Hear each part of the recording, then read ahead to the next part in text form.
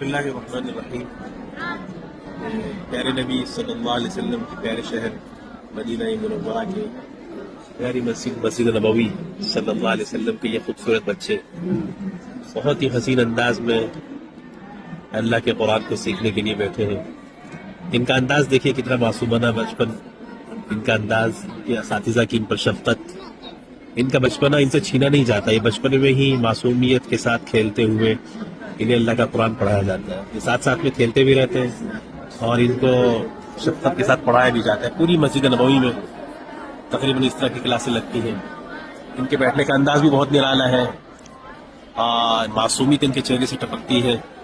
ان کی رومالیں آپ دیکھیں تو بہت خوبصورت انداز سے رکھی جاتی ہیں۔ سب سے بڑی بات جو لگتی ہے وہ یہ ہے کہ اساتذہ کا اور ان بچوں کا جو آپس میں رویہ ہے بہت ہی خوبصورت ہے۔ اساتذہ ان کے ساتھ خدمت کے ساتھ پیش آتے ہیں اور یہ بچے اساتذہ کے ساتھ گھل مل کر کے پڑھتے ہیں۔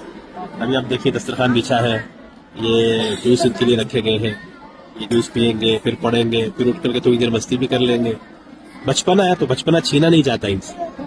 یہ پیارے نبی صلی اللہ علیہ وسلم کے شہر کے پیاری مسجد کے بچے ہیں، معصوم ہیں، تو ان کا بچپنا ان سے چھینا نہیں جاتا ہے۔ اللہ کرے کہ یہ رونقیں تا صبح قیامت اسی طرح جاری رہیں، اللہ کے قرآن کو سیکھتے رہیں، سکھاتے رہیں۔ واقعی بہت دل خوش ہو گیا، طبیعت خوش ہو گئی اس منظر کو دیکھنے کے بعد۔ اور ان بچوں سے اگر آپ بات کریں نا تو اتنے اچھے سے بات کرتے ہیں یہ بچے، اتنی دل لگی کے ساتھ پیش آتے ہیں اور ان کا رویہ اتنا اچھا ہوتا ہے، ان کے اخلاق اتنے اچھے ہیں۔ یہ سب تربیت کا نتیجہ ہے۔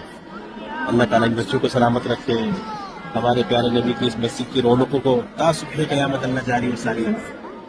بہت خوش ہوگی جب آپ کبھی تشریف لائیں گے، اس منظر کو دیکھنے کے بعد آپ کا دل بھی بہت خوش ہوگا۔